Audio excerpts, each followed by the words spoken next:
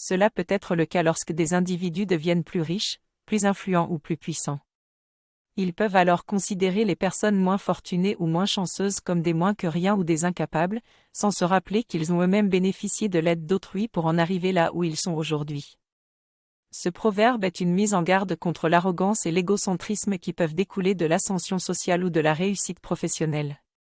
Il rappelle aux gens que la gentillesse, l'empathie et l'humilité sont des valeurs importantes à préserver, peu importe leur statut ou leur niveau de réussite. Il est important de se souvenir de ses origines et de rester en lien avec ses racines pour ne pas perdre de vue ce qui est vraiment important, le respect et la bienveillance envers les autres. La métaphore du bœuf et de son frère est particulièrement évocatrice et riche de sens. En effet, le bœuf est réputé pour sa force physique et sa capacité à labourer les terres, mais il ne peut pas travailler seul. Il a besoin de quelqu'un à ses côtés pour tirer la charrue et le guider dans les champs. Cette confiance mutuelle et cette coopération sont à la base de la relation entre le bœuf et celui qui travaille avec lui. Ce proverbe permet de mettre en lumière l'importance des relations humaines dans la vie de chacun. L'amitié et la solidarité sont des valeurs essentielles pour surmonter les difficultés et avancer ensemble. Elles permettent de partager les moments forts mais également les moments de faiblesse. Les moments difficiles peuvent parfois être l'occasion de renforcer les liens entre les personnes qui les traversent ensemble.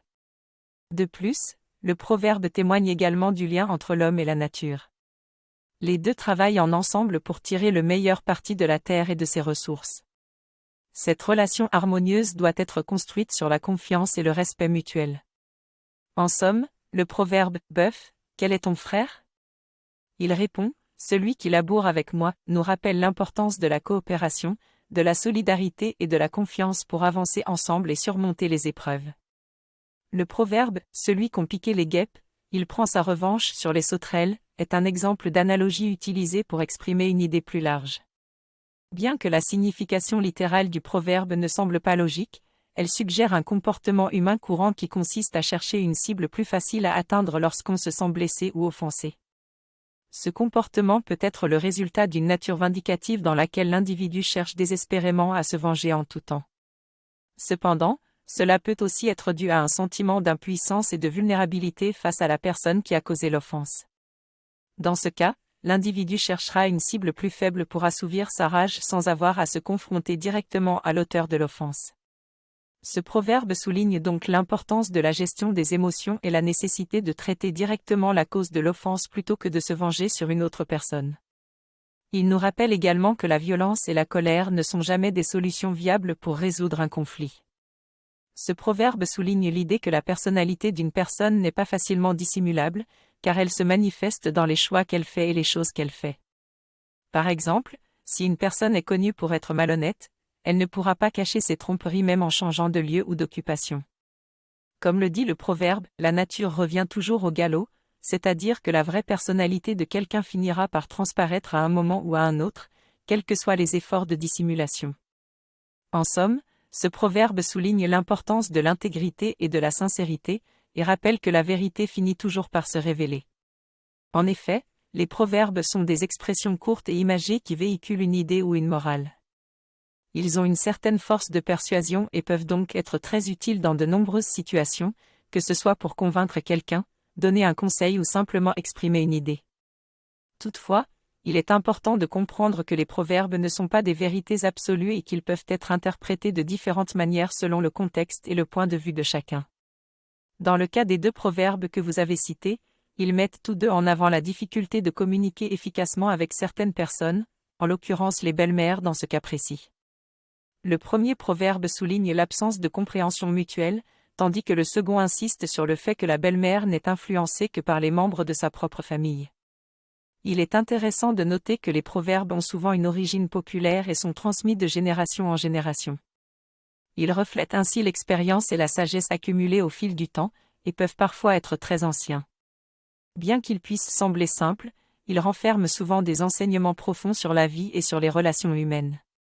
Ce proverbe souligne également le fait que les orphelins ou les marginaux sont souvent perçus comme étant incapables d'assumer leurs responsabilités et sont susceptibles d'être tenus responsables d'un incident, indépendamment de leur rôle réel. Le tapis déchiré représente donc une erreur ou une catastrophe, et le pied de l'orphelin qui l'a causé, symbolise ces personnes marginalisées qui sont souvent injustement accusées. Le proverbe met donc en garde contre les préjugés de la société et les attitudes discriminatoires envers les plus vulnérables. En somme, ce proverbe souligne l'importance de la justice sociale et de donner aux plus vulnérables de notre société les mêmes droits et les mêmes chances que les autres membres de la société. En général, cette expression est utilisée de manière positive pour décrire quelqu'un qui est capable de prendre des décisions rapides et efficaces, sans hésitation ni peur.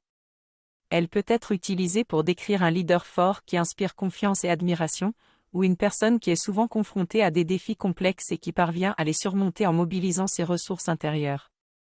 Cependant, il est important de noter que cette expression peut avoir une connotation négative si elle est associée à une agressivité excessive ou à un manque de contrôle de soi.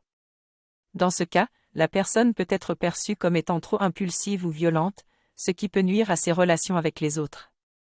En résumé, l'expression « avoir du tempérament » désigne un trait de caractère qui se manifeste par une grande énergie, une forte détermination et une capacité à prendre des décisions rapides. Toutefois, il est important que cette énergie soit canalisée de manière positive pour éviter les comportements excessifs ou dommageables. Ce proverbe peut servir de conseil à ceux qui cherchent à éviter de faire du gaspillage d'énergie, de temps et de ressources dans des efforts qui n'aboutiront pas. Il rappelle que le travail et l'effort doivent être investis dans des projets et des entreprises qui sont réalistes, qui ont des résultats tangibles et qui peuvent faire une différence concrète. Il est important de rester conscient de l'objectif final de tout projet ou entreprise, pour éviter d'investir du temps et de l'énergie dans des buts inutiles. Cela implique de toujours garder en tête les résultats que l'on souhaite atteindre, de planifier les actions nécessaires pour y arriver et de travailler de manière cohérente et organisée pour y parvenir. En somme, le proverbe « il ne fait que lancer des cailloux vers le ciel » est un avertissement contre la poursuite de buts sans réflexion ou effort structuré. Il nous rappelle que le succès exige un travail ciblé, persévérant et visant à atteindre des objectifs concrets. En effet, ce proverbe rappelle l'importance de prendre des décisions réfléchies et de ne pas se précipiter dans l'action.